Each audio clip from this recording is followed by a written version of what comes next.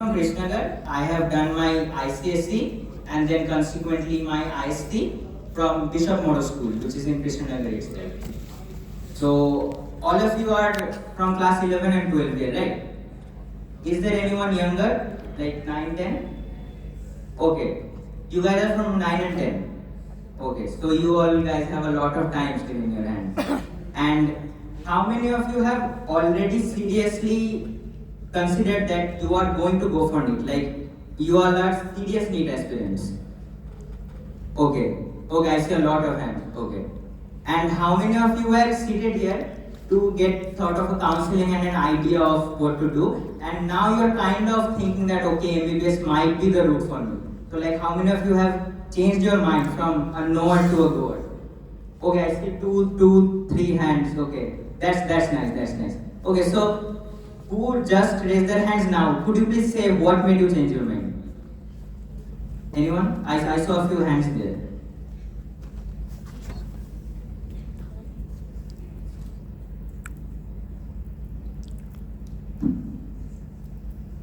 Like, what was your reason? What's the purpose? Like, why are you not going engineering, or like there are many branches, right? Physics or pure biology. Why medicine itself?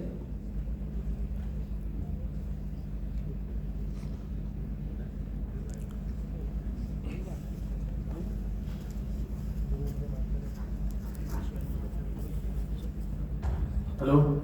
That basically एक है थोड़ा See, I am not your teacher. You can be open with me. जहाँ doubt है I have been through your journey. Like, I have come here, like I'm 3 years senior to you, so I have seen the road. I know what it is.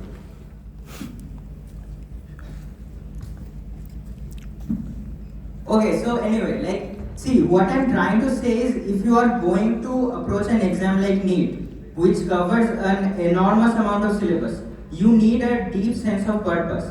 Like, it should come inherent to you. Like, why am I going through this journey? Because it is not going to be easy.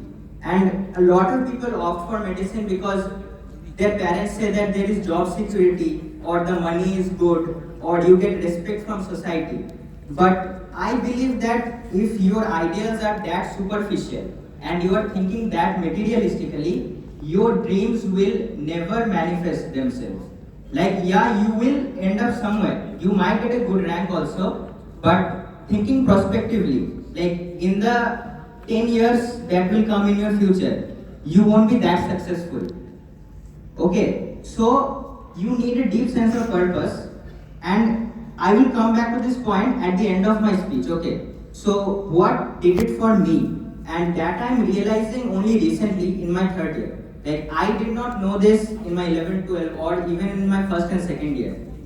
Okay, so first of all, to start with, I'm going to say that you should advocate for a retrograde approach, right? Like, your aim is to appear for the NEET exam and you have to score there. Before that, nothing else matters. All the examiners are going to check is how much marks you are scoring on the day of the exam, right? No one is going to see whether you have studied 12 hours a day, 14 hours a day, or 3 hours a day. All that matters is if you are able to pour in all of your knowledge on the day of the exam within those 3 hours. So, you have to prepare yourself in a way that in the last 10 days, all of your knowledge becomes cumulative and you are able to put that on the exam day. So, what needs to happen in these 2 years or these 4 years that you are preparing for? What I'm trying to say is, you are basically preparing to revise in the last 10 days so that you can put in all that knowledge on the exam day. And this I have learned from Dr. Aditya Gupta, who is also a prominent YouTuber. So I have come to know that recently too. So first of all, let's start with biology. So how many of you, biology is your favorite subject? Okay, if everyone likes biology, right? Now, the paradoxical part about NEET is that all questions come from NCERT. So extra knowledge in biology won't really help you, because ultimately at the end of the day, you have to memorize the entirety of NCERT cover to cover, and that is going to suffice. If you go to Campbell or you are reading research papers or you are reading Station, that won't be really helpful. Because you need compact knowledge and very pinpoint memory of those particular facts. Because ultimately you have to write MCQs, okay? Not long answers that you know a lot of knowledge about that particular topic and you are putting that into a written paper. It's an objective paper, so you have to mark and you need to have pinpoint memory for that reason. So like numerical values, facts, they are of quintessential importance. So that's about biology, and don't overcomplicate biology, okay? Because I've seen that a lot of coaching institutes, they tend to put a lot of extra material in their booklets or whatever they have. And I think that is very misdirecting to the student because it just puts extra burden on your head as to okay, NCERT में तो नहीं दिया हुआ था, यहाँ पे दिया हुआ है, so do I need to memorize all this? And if you personally ask me, I don't really think it's important. Like if you are memorizing NCERT and if you are confident with NCERT, it's more than sufficient. Now, as I was saying about coaching, so something about me, I didn't attend any coaching in my 11 and 12. In my 11 and 12, I mainly used to follow my school classes religiously, and I used to watch some YouTube videos in the meantime, particularly related to NEET. So, what is the difference between a student who goes to coaching, who doesn't go to coaching, and how can a non-coaching student capitalize on the fact that lot of us think that going to coaching will give us an upper hand, and if you're not going to coaching, we probably won't make it. But that's not really the thing. See, you have to first of all understand what is it that coaching gives you. First of all, what happens is it builds discipline. That's what happens. You are attending classes regularly. It creates a framework structure. It has a curriculum. You have to give weekly or monthly tests, and it kind of forces you to study.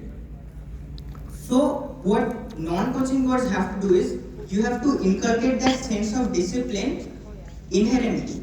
Like, don't depend upon your parents or your teachers or any external force to tell you कि बेटा disciplined हो जाओ, पढ़ लो थोड़ा. That won't work. You have to bring it from yourself. कि नहीं, आज मुझे 4 घंटा पढ़ना है, आज मुझे 6 घंटा पढ़ना है, like that. And the benefit that non-coaching goers have is you can modify your approach according to your own suitability. Because at the end of the day, everyone has their own approach, everyone's studying style is different, everyone's retention capability is different. Some like to take notes, some like to read the same thing over and over again, some like to highlight. So don't compare with other people, okay? Whenever we're sitting for a competitive exam, a lot of us have the mentality that we have to compete with other people. But that is the fundamental flaw. The system wants you to compete with your peers. Friends stop becoming friends, everyone becomes your enemy, you become jealous. But that is counterproductive. You need to think of your peers as your support group. And the only person that you should be competing with is yourself. Okay, don't think, oh, I only studied 1 chapter today, my friend studied 2 chapters today. At the end of the day, 2 years later, 3 years later, none of that will matter. What matters is how much you retain. Maybe that person is studying 2 chapters, but he's retaining only 50%. But you are studying 1 chapter, you are retaining 100% of it. So, whatever you are doing, adjust to that. Maybe you are a slow reader. But if you are a slow reader, when you sit down to revise all of it at the end of the day, you will revise fast compared to someone who is studying everything too quickly. So that was about biology. Now coming to physics and chemistry. So physics and chemistry, what I did was, I felt that the NEET curriculum of physics and chemistry would be better if I solve it from the JEE exams, like the engineering exams, because they ask questions at a higher level and they are more conceptual. So I haven't really personally followed NCERT of physics. I did the NCERT of chemistry, but my main preparation of physics and chemistry was from past papers of JEE and little bit of IIT I solved, but that is not really necessary. So for physics and chemistry, what you require is in the initial stages. Like those who are in 9 and 10, you have a lot of time, and those who are in 11, 9, 10 and 11, you should build concept. रट्टा मत मारो, ठीक है? रट्टा बाद में मार लोगे. Even 1 week before the exam, you have to memorize, re-memorize those facts again and again. Those things will evaporate out of the memory. The things that will stay is your concepts. And on the day of the exam, physics, chemistry, you will not know the answer to all of those questions directly. Like you have to rule out options. Okay, option D it cannot be. So something among three. And then maybe you see that okay, one I haven't really read, so between B and C. So you have to take that calculated risk. In A, B or C में होगा तो okay, if I have to take a risk, then let it be B. And what happens in these scenarios is concepts play a big role. At the end of the day, facts anyone can memorize and they will go and just regurgitate it out. But your concepts separate the very best from the best. Right. So that was about physics and chemistry. Now, as I was saying in the beginning, throughout this journey of 2 years, you need immense motivation to keep you going on. Because it's not about 1 month. 1 month बहुत पढ़ लिया नहीं होगा. 2 months बहुत पढ़ लिया नहीं होगा. It's a marathon, okay? And you have to keep going and going and going.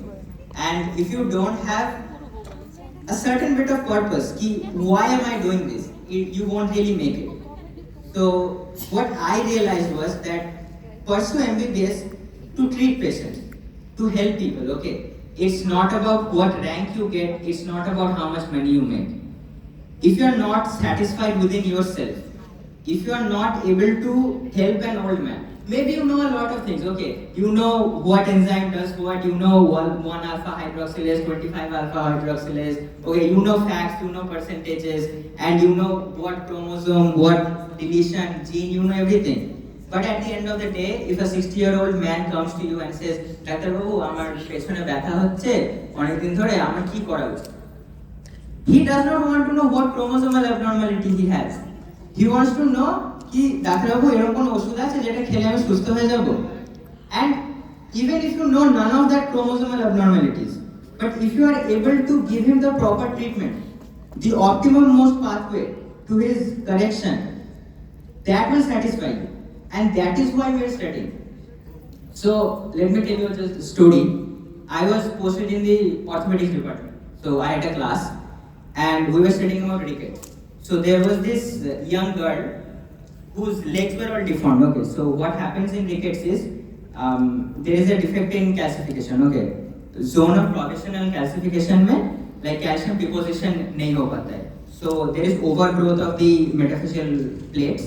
And there's this deformity called genu valgus. Okay, so what happens is the knee becomes proximated and your intermalleolar distance, like between the 2 feet, increases. And she was having this very difficult gait and she was unable to walk. And my sir asked me कि patient को लेके आओ, OT में लेके आओ, तुम लोग का class लेना, like we will examine the patient and all. And I am not a doctor yet, I am not even an intern, but just holding that little girl's hand and taking her from the ward into the OT, I felt so satisfied and I had this, I don't even know how to describe it, like I had goosebumps on my hand right now in the morning. Because just giving her that hand of support and bringing her, and the fact that I know, I know what has happened to her and at least I have a little bit of idea what her management is. So what we have to do in that patient is like, to prevent her deformity from progressing further, we have to do an osteotomy. So what we call, we have to give an incision on the bone and then we have to correct the deformity. So the fact that I was just able to give her that advice, listen sister, we have to perform a surgery on you. There is not really nothing else we can do. And I was able to give that advice to the parent and I was able to say her, it's not really much of a worry. If we perform the surgery, it will be fine. And just that sense of assurance that you can give to your patients, it goes a huge way. And no amount of money will ever come close to that. And just think about your close family itself. I'll tell you another story. So what happened was,